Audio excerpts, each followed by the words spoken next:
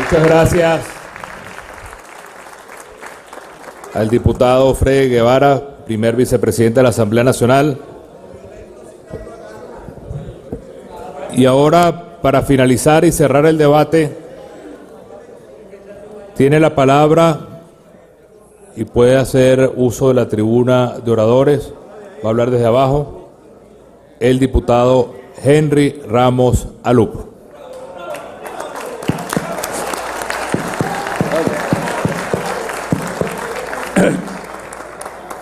Gracias, presidente, colegas parlamentarios.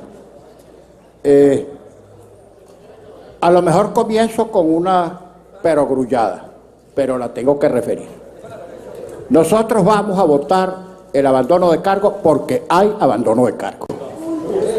Hay abandono de cargo y por mucho pujo retórico que hagan los colegas del gobierno, lo cual se comprende, en el curso de mi exposición seguramente haré algunas referencias a lo dicho por el colega Juan Marín. No me voy a referir a la intervención galimática del colega Pedro Carreño, que trató de hacer algunos retruécanos jurídicos y se zambulló en una serie de consideraciones absolutamente impertinentes para el debate.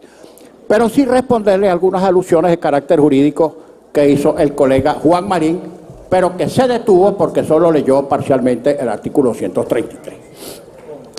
En primer lugar, la acepción terminológica de la palabra abandono, abandonar. Diccionario de la Real Academia Española. Abandonar es dejar, desamparar una persona o cosa, dejar alguna cosa emprendida ya como una ocupación, un intento, un derecho, etc. Descuidar uno sus intereses u obligaciones. Esta es la definición terminológica de la palabra abandonar. Ergo, se puede abandonar, como alguien dijo aquí en el curso de debate, creo que fue el diputado Freddy Guevara, puede haber abandono incluso cuando uno ejerce ciertas facultades. El hecho de que uno ejerza una facultad mal ejecutada, mal realizada o con consecuencias catastróficas es perfectamente incluible en el supuesto de abandono de cargo. El cargo se abandona cuando por acción u omisión no se cumple debidamente. No simplemente por inacción, no simplemente por alejamiento físico o material de la función que debe ejercerse, sino por el mal indebido o ausencia de ejercicio en cada uno de los casos. En materia civil, ya lo dijo el diputado Freddy Guevara, puede haber abandono habitando uno de los cónyuges del hogar común, incluso cohabitando. Porque el hecho de que se cumpla con una o varias de las obligaciones que uno tiene en el ejercicio de un cargo, no quiere decir que no incurra en abandono respecto de otras que son también del cumplimiento de la propia esfera de las atribuciones que uno tiene. Es perfectamente posible, porque leyeron algunas de las facultades que ha ejercido el presidente, la comandancia en jefe de las Fuerzas Armadas, la representación del país en la política exterior, etc. A lo mejor algunas de las facultades las ha cumplido bien regular o mal, pero muchas otras no las ha cumplido. Muchas otras configuran la causal de dejación y de abandono de cargo, que es lo que precisamente nosotros estamos invocando. En materia del Estatuto de Ejercicio de la Función Pública, se califica el abandono de cargo incluso con la presencia física del funcionario en el cargo para el cual fue designado. Y por supuesto está el artículo 233 de la Constitución, que yo voy a leer, colega Marín, completo, porque usted de repente se le trancó el serrucho cuando le correspondió leer lo que tenía que leer, que es el abandono de cargo. Y entonces, colega Marín, escúcheme, que yo lo atendí a usted con mucho cuidado.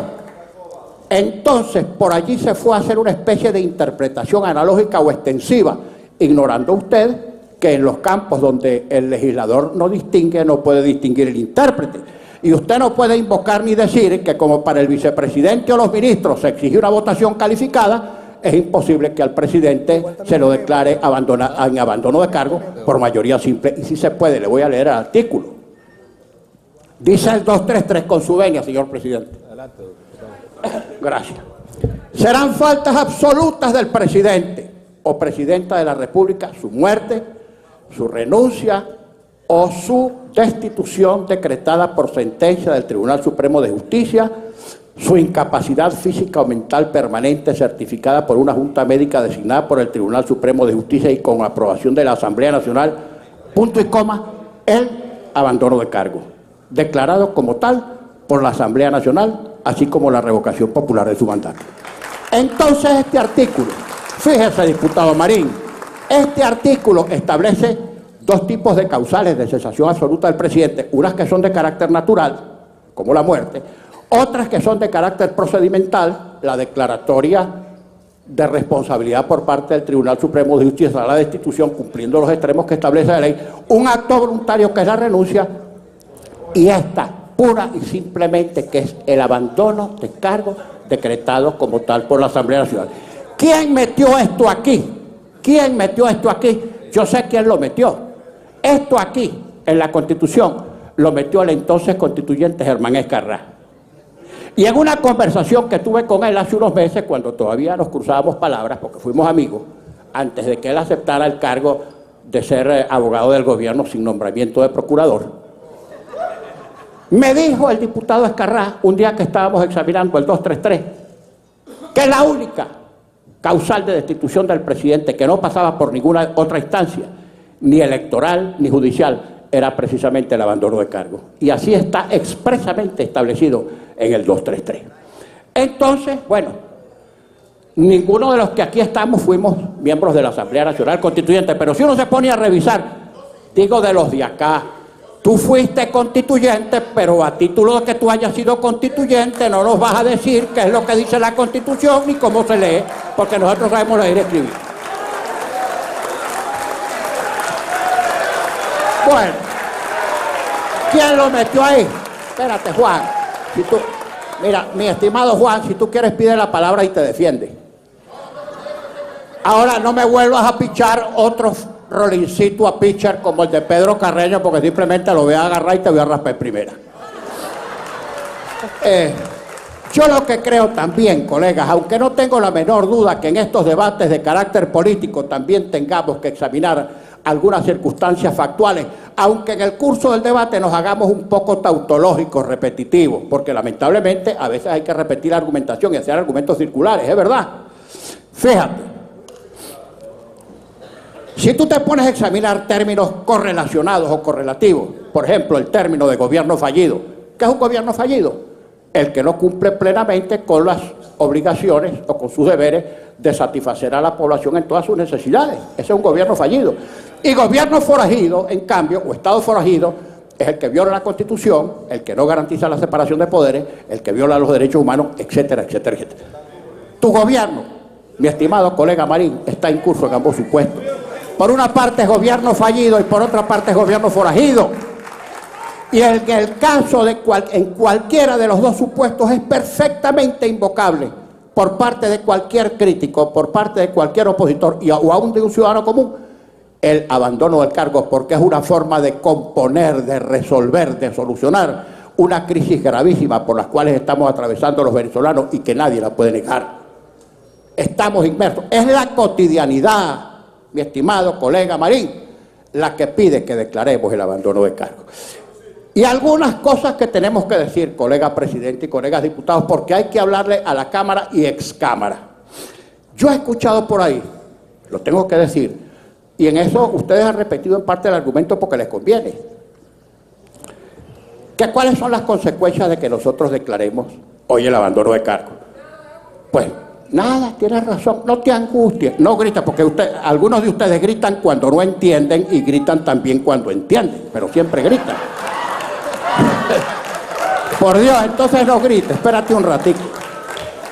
Fíjate, ¿cuáles son las consecuencias? Estamos claros, nosotros no somos oligofrénicos, nosotros sabemos muy bien que hoy aquí declaramos el abandono de cargo y que las 4 comadres nos van a convocar elecciones y que seguramente ya el tribunal tendrá lista su decisión para decir que estamos en desacato, que violamos la ley, etc.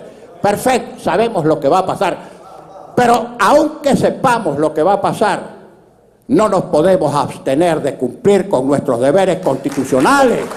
Violen la Constitución ustedes, no nosotros por abandono, porque nosotros no vamos a incurrir en abandono.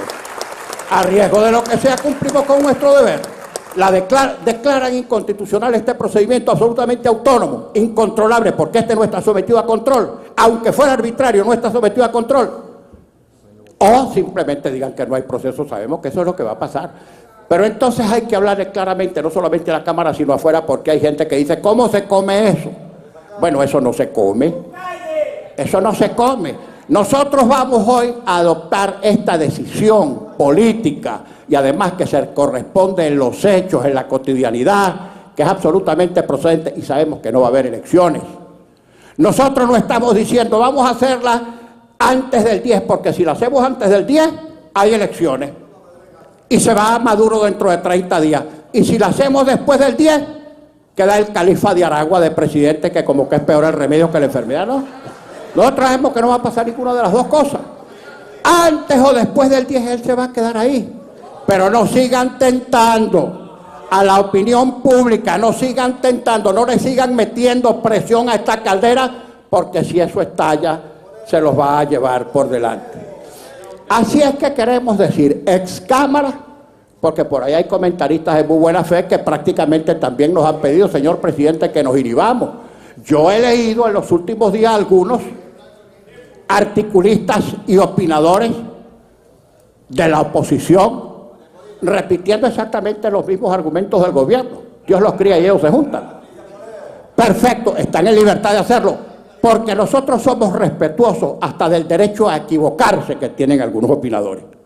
Opinen y se equivocan, pero hay que decirle claramente a la gente que nosotros no estamos haciendo aquí las cosas de inocentes, ignorando que no va a pasar nada, o a sabiendas de que no va a haber elecciones. Lo estamos haciendo a conciencia.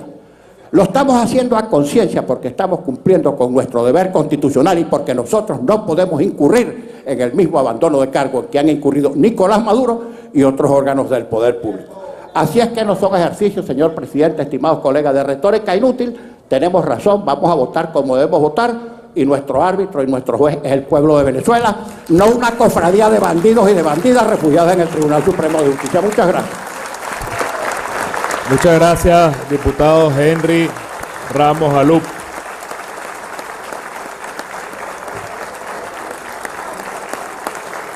Se va a cerrar el debate.